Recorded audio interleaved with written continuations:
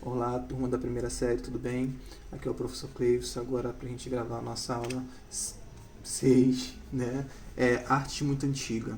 Esse capítulo, ele vai falar sobre a arte da Mesopotâmia, tá?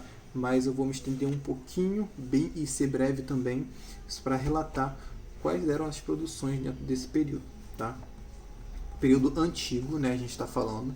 Então aqui a gente vai ter a arte da Mesopotâmia, a gente vai ter a arte egípcia, a arte grega e a arte romana, tá? Primeiro, vou falar sobre a arte da Mesopotâmia.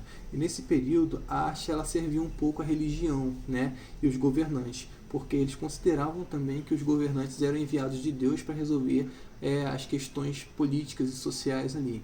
Então, nesse período, a gente vai ver que a arte ela estava servindo um pouco à igreja, né, às questões religiosas, mas que em certo momento também ela conseguia ser original, tá? Eles não tinham essa questão da autoria, né? Eles não eram considerados artistas que faziam produções autorais justamente por servir à igreja. As produções dentro desse período, elas dizem respeito à escultura quando se trata de médio relevo. O que é médio relevo? Se você pegar a moeda, atrás ela tem um desenho daquele rosto de um homem, se passar o dedo assim, você vai sentir uma textura. Significa que essa textura ela é uma escultura de médio relevo e é a representação das esculturas da Mesopotâmia também, tá?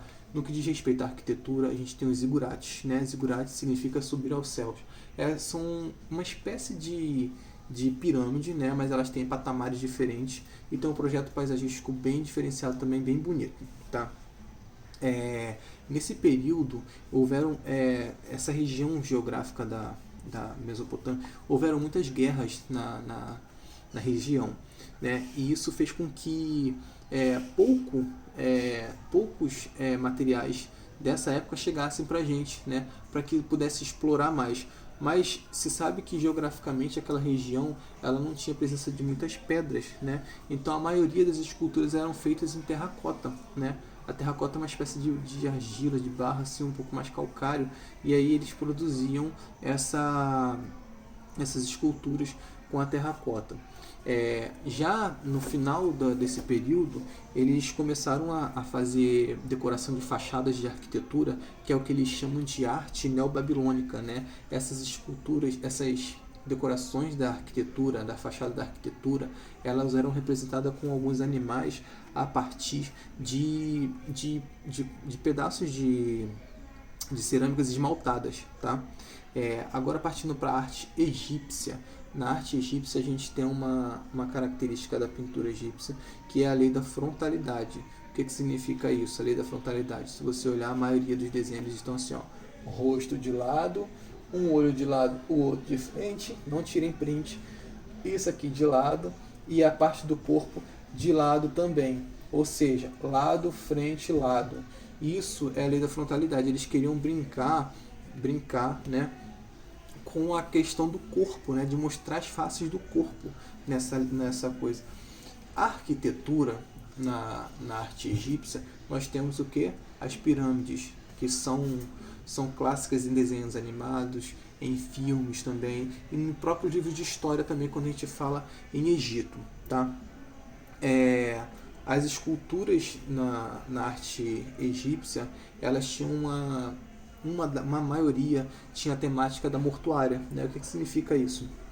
São esculturas que estão ali para decorar os túmulos, né? Eles tinham aquela relação com a morte, que tinha vida sobre a vida após a morte, por isso até que alguns conservavam também os corpos, né? Fazendo a arte de conservação, de mumificação também.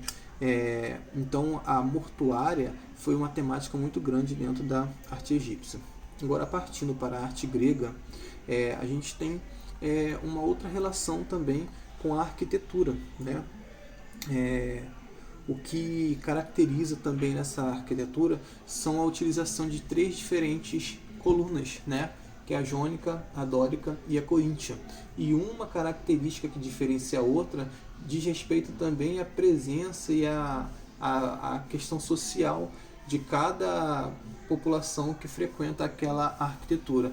Por exemplo, a jônica ela é bem simplesinha. Já a coríntia, ela é uma coluna que no final dela, no ápice dela, na base, ela tem uma decoração bem rica, sabe, bem vasta, e isso representa a questão de luxuosidade, né, de ostentação.